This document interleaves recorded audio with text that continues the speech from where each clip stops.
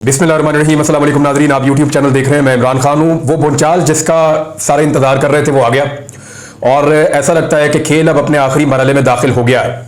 अब ये चीज़ें फैसला कुन हो जाएंगी मैक्सिमम अगले चंद हफ्तों में। चंद हफ्तों की मैं बात कर रहा हूं तो एक महीना डेढ़ महीने इससे ज्यादा नहीं लगेगा, क्योंकि काजी फायद ईसा साहब की रिटायरमेंट वाले दिन तक बहुत सारी चीजें इस मुल्क में तय होनी है। जो बड़ी बड़ी डेवलपमेंट्स हैं उनमें से एक डेवलपमेंट तो ये हुई है कि जो सुप्रीम कोर्ट ऑफ पाकिस्तान का फैसला था जो 12 जुलाई को 8 जजेस ने अक्सरियत से सुनाया था, उसके ऊपर जो है वो तफसीली फैसला जारी कर दिया गया है। जो तफसीली फैसला है वो जस्टिस मंसूर अली शाह साहब ने लिखा है। 70 सफ़ों पे मुश्तमिल ये फैसला है, जो इसके अंदर इब्तदाई तौर पे चीजें सामने आई हैं और जो इसकी समरी है वो मैं आपके सामने रख देता हूं कि एक्चुअली ये फैसला क्या क्या रहा है। कुछ बुनियादी चीजें जो सवालात उठाए जा रहे थे, एक तो काजी फायद ईसा साहब ने पूरे केस में ये कोशिश की कि लकीर का फकीर बनाया जाए सुप्रीम कोर्ट को, से काम ना करे, हालातों वाकयात को ना देखे, इंसाफ के तकाजों को ना देखे, सिर्फ ये देखे जो लिखा है उसके ऊपर अमल दरामद कर दें। तो यहां पे सुप्रीम कोर्ट ऑफ पाकिस्तान ने एक चीज तो ये बड़ी क्लियर की है कि जो आइन की तशरीह है उसको करने का तरीका ये नहीं है कि आप हरफ बहरफ उसके ऊपर अमल करें। उसको करने का तरीका जो है वो आपने ये देखना होता है कि इंसाफ के तकाजे पूरे हो रहे हैं या नहीं हो रहे, हालातों वाकयात क्या है और किस तरह की सिचुएशन है और मुल्क के अंदर क्या चल रहा है। तो आपने इंसाफ देना होता है, आपने लकीर का फकीर नहीं बनना होता। यानी कॉन्स्टिट्यूशन जो कॉन्स्टिट्यूशन है या आइन है उसके अंदर तो तरमीम भी हो सकती है, और ये तो एक लिविंग डॉक्यूमेंट है। दुनिया के कई मुमालिक हैं जहां पे आइन लिखा हुआ है ही नहीं, वहां पे आइन तहरीरी तौर पे मौजूद नहीं है, वो कन्वेंशन के ऊपर चलते हैं। तो दूसरी जो एक चीज और बड़ी क्लियर की गई वो ये की गई कि जो नुकसान हुआ किसी का भी, यानी इदारे जो थे, स्पेशली ये इलेक्शन कमीशन ऑफ पाकिस्तान के बारे में बात है कि इलेक्शन कमीशन की नाअहली की वजह से, उनकी नालायकी की वजह से या उनके गलतियों की वजह से किया, इसको पाकिस्तान तहरीक इंसाफ तो इसको जुर्म करार देती है, वो तो कहते हैं आर्टिकल 6 लगना चाहिए। उसकी वजह से जब किसी को नुकसान हो जाएगा तो उसका अजाला भी इंसाफ का तकाजा है, और इसी में पाकिस्तान तहरीक इंसाफ को सीटें वापस मिलती हैं। फिर एक सवाल उठाया जाता था कि पीटीआई जब आई नहीं, केस का हिस्सा नहीं बनी, तो एक तो ये बात गलत है कि पीटीआई नहीं आई और केस का हिस्सा नहीं मिली। पीटीआई ने बाकायदा इसके अंदर दरखास्त दी थी, और दूसरा उसमें यह कहा कि जनाब वैसे भी जो सुन्नी इत्तेहाद कौंसिल है वो कौन इंसाफ ही सबको पता है। उन्होंने कहा जी कि ये जो प्रोसीजरल चीजें हम ये नहीं देखेंगे, हम ये देखेंगे कि वोट किसको पड़ा है। वोट तो पड़ा पाकिस्तान तहरीक इंसाफ को, और जब पाकिस्तान तहरीक इंसाफ को वोट पड़ा है तो सीटें भी उनकी है और मखसूस नशिस्तें भी उनकी है। तो पाकिस्तान तहरीक इंसाफ के हवाले से, यानी जो पीएमएलएन का मौक़िफ़ था वोट को इज्जत दो, उस बयानिए के साथ ये 8 जजेस पूरी ताकत के साथ खड़े हो गए। एक और सवाल जो बार बार उठाया जाता रहा वो ये था कि जनाब मामला ये है कि सियासी जमातों ने मखसूस नशिस्त की है, उन्होंने तो मखसूस नशिस्तों की लिस्टें दे दी हैं। तो मामला इंसाफ का है, जिसका मैंडेट है मखसूस नशिस्तें उसी को मिलेंगी। अब सुप्रीम कोर्ट ने दोबारा से क्लियर किया कि तहरीक इंसाफ एक सियासी जमात है, ये बहुत वजाहत के साथ चीज सामने आ गई है, और पीटीआई केस की फरीक बनने की दरखास्त हमारे सामने मौजूद थी। अमूमी तौर पर फरीक बनने की दरखास्त पर पहले फैसला किया जाता है। यह अदालत कई मुकदमात में कह चुकी है कि मुकम्मल इंसाफ करते हुए उसूल की पाबंद नहीं है, हमें इंसाफ करना होता है। फिर यह भी क्लियर कर दिया कि जो आजाद उम्मीदवार हैं वो पाकिस्तान तहरीक इंसाफ के उम्मीदवार थे, ये डिक्लेयर कर दिया काजी साहब ने। और 11 जजेस ने, यानी ये 8 जजेस और 3 जजेस मजीद 11 जजेस ने बड़ा खुलकर यह बात कही थी कि जनाब ये जो 39 मेंबर्स हैं ये पाकिस्तान तहरीक इंसाफ के, बाकी जो है वो आजाद है। लेकिन 8 जजेस ने फिर जो तफसीली फैसला दिया है उसके अंदर भी दोबारा ये कह दिया कि ये सारे पाकिस्तान तहरीक इंसाफ के उम्मीदवार हैं। पीटीआई ने दावा किया गया और वोटर ने इनको पीटीआई का उम्मीदवार होने की हैसियत से वोट दिया है। फिर इलेक्शन कमीशन ऑफ पाकिस्तान के कंडक्ट के ऊपर बड़े संजीदा सवाल उठ गए और इस फैसले ने इलेक्शन कमीशन ऑफ पाकिस्तान को क्लीन बोल्ड कर दिया है। अदालत ने इलेक्शन कमीशन के रवैये पर हैरानी का इजहार करते हुए कहा कि इलेक्शन कमीशन बुनियादी फरीक मुखालिफ के तौर पर, यानी इलेक्शन कमीशन तो ऐसा लग रहा था कि पाकिस्तान तहरीक इंसाफ का कोई मुखालिफ उम्मीदवार है, मैदान में आया हुआ है, और यह बड़ी हैरत का इजहार किया सुप्रीम कोर्ट ऑफ पाकिस्तान ने। इसमें ऐसे इदारे के तौर पे आना चाहिए था जिसके लिए सारे उम्मीदवार या सारी पॉलिटिकल पार्टी एक जैसी होती, लेकिन इलेक्शन कमीशन ऑफ पाकिस्तान हैरानकुन हद तक यहां पे एक पॉलिटिकल फरीक के तौर पे नजर आ रहा था। हालांकि इसका बुनियादी काम सिर्फ साफ और शफाफ इंतखाबात करवाना है। इलेक्शन कमीशन मुल्क में जमहूरी अमल का जामिन और हुकूमत का चौथा सुतून है, और वो फरवरी 2024 में अपना यह किरदार अदा करने में नाकाम रहा।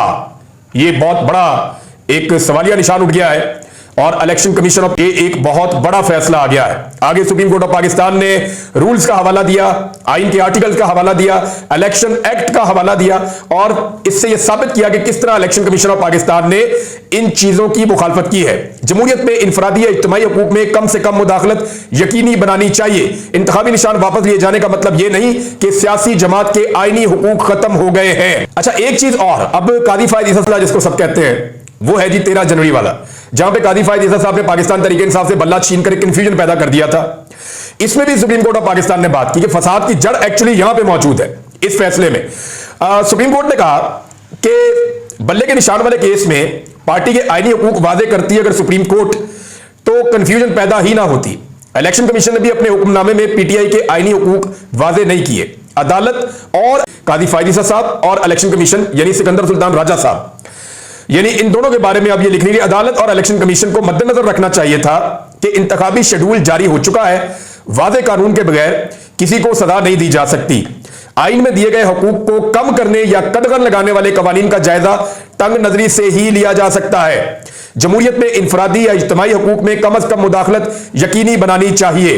इंट्रा पार्टी इंतखाबात ना करवाने वापस लेने से ज्यादा कुछ नहीं हो सकती थी। इंतखाबी निशान वापस लिए जाने का मतलब यह नहीं कि सियासी जमात के आईनी हुकूक खत्म हो गए। इतनी क्लैरिटी के साथ सुप्रीम कोर्ट ऑफ पाकिस्तान का फैसला आया। अब अगर आप ये देखते हैं तो फिर ये कादी फायद इसा साहब के ऊपर भी एक तरह की चार्जशीट है कि आपने क्लैरिटी पैदा नहीं की, कंफ्यूजन पैदा हो गई। और पाकिस्तान में सबको सब कुछ नजर आ रहा था, पाकिस्तान में इलेक्शन हो रहे थे, जो कुछ पाकिस्तान तहरीक इंसाफ के साथ हो रहा था, अगर उनके फैसले की गलत तशरीह हो रही थी या उनके कहने का मतलब यह नहीं था जो जुल्म और ज्यादती पाकिस्तान तहरीक इंसाफ के साथ हुई है, तो उन्हें उस वक्त इसके ऊपर सो मोटो नोटिस लेना चाहिए था, इस पर बात करनी चाहिए थी। दूसरा, इलेक्शन कमीशन ऑफ पाकिस्तान ने एक फैसले को एक हथियार के तौर पर इस्तेमाल किया और एक पॉलिटिकल पार्टी को दीवार के साथ लगा दिया, और इतना दीवार के साथ लगाया कि आज इलेक्शन के बाद 8 महीने गुजर गए हैं, अब तक सारा सिस्टम उसी तरह जमूद का शिकार है। तो ये एक चार्जशीट है जनाब, और इसमें एक और चीज भी कही गई है और बयान है। 8 जजेस ने तफसीली फैसले में 2 जजेस के इख्तलाफी नोट पर तहफुजात का इजहार करते हुए कहा कि जस्टिस अमीनुद्दीन खान और जस्टिस नईम अख्तर अफगान ने 12 जुलाई के अक्सरियती फैसले को आईन से मुतसादिम करार दिया। जिस अंदाज में 2 जजेस ने अक्सरियत फैसले पर इख्तलाफ का इजहार किया वो मुनासिब नहीं है। फैसले में कहा गया कि जस्टिस अमीनुद्दीन और जस्टिस नईम अख्तर अफगान, इनका अमल सुप्रीम के खिलाफ है। तो ये जनाब सुप्रीम कोर्ट ऑफ पाकिस्तान ने कर दिया। अब पाकिस्तान तहरीक इंसाफ के पास क्या ऑप्शंस हैं, ये मैंने आपको भी शॉर्ट चीजें बताई हैं। एक्चुअली एक चार्जशीट है, ये चार्जशीट है चंद लोगों के खिलाफ, लेकिन इसमें सबसे बड़ी चार्जशीट जो है वो इलेक्शन कमीशन ऑफ पाकिस्तान के खिलाफ है। अब जो एक धांधली वाला केस पड़ा हुआ है ना सुप्रीम कोर्ट ऑफ पाकिस्तान में, जिस वक्त उसके ऊपर बेंच बनेगा और धांधली वाला केस सुना जाएगा, जस्टिस मंसूर अली शाह साहब के चीफ जस्टिस बनने के बाद वो सुना जाएगा, उस केस के अंदर ये केस जो है रेफरेंस के तौर पे डाला जाएगा। और ये इलेक्शन फरवरी 2024 का जो इलेक्शन है ये कलअदम हो सकता है। मैं आपको ये बार बार कह रहा हूं, क्योंकि इस फैसले के अंदर कुछ चीजें क्लियर कर दी गई हैं और फुल कोर्ट का ये फैसला है। यहां पे जो चीजें क्लियर हो गई हैं ये अगले केस के अंदर काम आएंगी। 2 चीजें हो सकती है ना, एक तो Pakistan Tehreek Insaf election commission of Pakistan के खिलाफ जो है वो रेफरेंस दायर कर सकती है इस फैसले की बुनियाद पे। तो इलेक्शन कमीशन ऑफ पाकिस्तान, उन्हें तो इस्तीफा दे देना चाहिए, फारिग हो जाना चाहिए, और सारा पाकिस्तान यही रिकमेंड कर रहा है, उनके खिलाफ तो कानूनी कार्रवाई होनी चाहिए। और दूसरा, जो 2 जज साहिबान ने जिस तरह अक्सरियती फैसले को आइन से मुतसादिम करार दिया, तो इनके ऊपर भी जो है वो कोई ना कोई चार्ज लग सकता है। तीसरा, कादी फायद इसा साहब ने तो जो करना था वो कर दिया, वो अभी तक कर रहे हैं। आज की डेवलपमेंट में आपको बताया तो इस फैसले के बड़े असरात होंगे, क्योंकि हुकूमत की जानिब से ऐसा दिखाई दे रहा है कि वो इस फैसले पर अमल दरामद नहीं होने, वो कोशिश करेगी कि फैसले पर अमल दरामद रोका जाए। और उन्होंने अभी से अपने बाल बच्चों के जरिए से, अपने लोगों के जरिए से इस फैसले के ऊपर तनकीद भी शुरू कर दी है। अब ये कह रहे हैं जी फैसला जो भी हमने इसको नहीं मानना, तो फैसले के ऊपर अमल दरामद तो करना पड़ेगा। इलेक्शन कमीशन ने 5 दफा इजलास किया, 5 दफा बैठे और किसी नतीजे में नहीं पहुंचे। भाई सुप्रीम कोर्ट ने आपको फैसला लिखकर दे दिया है, आप जाएं और जाकर फैसले पे अमल दरामद करें। और अगर कोई आपके ऊपर दबाव है तो जाके सुप्रीम कोर्ट ऑफ पाकिस्तान में बताएं कि जनाब हमारे ऊपर ये दबाव है, इस वजह से हम नहीं कर पा रहे। आपके पास तो यही ऑप्शन मौजूद है, इसके अलावा तो आप कुछ कर नहीं सकते। अदरवाइज भी सुप्रीम कोर्ट अपने फैसले पर खुद अमल दरामद करवा देगी और आप लोग जेल चले जाएंगे। इसके अलावा और कोई रास्ता सुप्रीम कोर्ट ऑफ पाकिस्तान के पास बचेगा नहीं। प्रैक्टिस एंड प्रोसीजर कमेटी, आपको याद होगा जरदारी साहब ने एक ऑर्डिनेंस के जरिए से अभी इसके अंदर एक तरमीम की है और जस्टिस मुनीब अख्तर साहब को इस कमेटी से बाहर निकाला गया है। जस्टिस मुनीब अख्तर साहब को इस कमेटी से बाहर निकालने की जो वजह थी वो अब सामने आ चुकी है, आया गया। और इस इजलास के अंदर जस्टिस मंसूर अली शाह साहब ने कमेटी में शिरकत नहीं की और शिरकत किए बगैर वो चले गए। जस्टिस कादी फायदीसा और जस्टिस अमीनुद्दीन खान ने कमेटी के इजलास में शिरकत की, यानी कादी फायदीसा साहब ने की, उनके हम ख्याल जज हैं वो। और जस्टिस मंसूर शाह का तरमीमी ऑर्डिनेंस पर तहफुजात का इजहार। साकिब बशीर साहब हैं सीनियर जर्नलिस्ट, उन्होंने इस हवाले से एक ब्रेकिंग न्यूज दी है। वो ये कह रहे हैं कि जस्टिस मंसूर शाह ने supreme court practice and procedure ordinance के बाद दोबारा जब उसकी तश्कील की गई है तो उसके ऊपर उन्होंने सवाल उठा दिए। कमेटी को 3 सफात पर मुश्तमिल 8 पैराग्राफ का खत उन्होंने लिख दिया है, लेकिन इससे कादी साहब को फर्क नहीं पड़ा, उनकी वहां पे मेजॉरिटी आ गई है और उनका कंट्रोल कमेटी के ऊपर हो गया है। तो जो मैं आपको थोड़े दिन पहले बता रहा था कि इसको रिकॉर्ड करके रखिएगा और ये चीज आपके सामने आएगी, तो वो चीज सामने आ चुकी है। सबसे पहले इस कमेटी ने जो बेंच बनाया और जो केस लगाया कि जो मैंने आपको कहा था हूं बहू वही काम हुआ है 63A। मैंने आपसे कहा था ना 2022 में एक फैसला आया था पाकिस्तान तहरीक इंसाफ के हक में कि जो आदमी अपनी पार्टी की मर्जी के बगैर वोट डालेगा उसका वोट भी काउंट नहीं होगा, उसकी सीट भी चली जाएगी। हुकूमत इसके अंदर नजरसानी चाहती थी, उस वक्त एक दरखास्त डाली हुई थी। अब वो दरखास्त 30 सितंबर के लिए सुप्रीम कोर्ट ऑफ पाकिस्तान में लगा दी गई है और उसके लिए एक नया बेंच बना दिया गया है। चीफ जस्टिस कादी फायदीसा साहब की सरबराही में 5 रुकनी बेंच समाअत करेगा। अमीनुद्दीन साहब ने मिलकर यह बेंच बनाया है, तो यहां पे कादी साहब खुद उसकी जो है वो सरबराही करेंगे। चीफ जस्टिस दोबारा से एक ऐसे केस के अंदर आ रहे हैं जो सियासी नौयत का है, जिस केस के आईनी तरमीम पर असरात पड़ सकते हैं, जिस आईनी तरमीम के जरिए से कादी फायदीसा साहब को एक नई आईनी अदालत बनाकर उसका चीफ बनाया जाएगा। तो इसको कहते हैं कन्फ्लिक्ट ऑफ इंटरेस्ट। कादी साहब वही केस सुनने जा रहे हैं जिस केस का बराह रास्त असर पड़ेगा काजी फायज ईसा साहब की एक्सटेंशन पे, यानी वो खुद केस सुनेंगे और उन्हीं की एक्सटेंशन के बारे में बाद में एक तरमीम लाई जाएगी। कादी साहब सरबराही कर रहे हैं, बेंच में जस्टिस मुनीब अख्तर साहब को शामिल किया गया है ताकि थोड़ा सा वो किया जा सके। जस्टिस अमीनुद्दीन खान साहब शामिल हैं, जस्टिस जमाल खान बंदोखेल साहब शामिल हैं और जस्टिस मदर आलम मियां खेल साहब शामिल हैं। तो ऐसा लगता है फिक्स में आ जाए, आपको पता है हुकूमत के हक में फैसला आ जाएगा और उसके बाद जो है वो वोट काउंट होना शुरू हो जाएगा, मुनहरिफ तरमीम के लिए नंबर प्ले किया जा सके। अब ये फिर गेम पाकिस्तान तहरीक इंसाफ के हाथ में है अगले चंद दिनों के लिए, और वो सिर्फ इस सूरत में है कि वो अपने वोटर्स गायब करें, अपने वोटर्स को कंट्रोल करें, अपने वोटर्स को काबू करें, अपने वोटर्स को तहफ्फुज़ दें ताकि उनके एमएनएज आईनी तरमीम में मजबूर होकर वोट ना डालें आईनी तरमीम के हक में। तो ये अभी भी पाकिस्तान तहरीक इंसाफ के पास मौका है।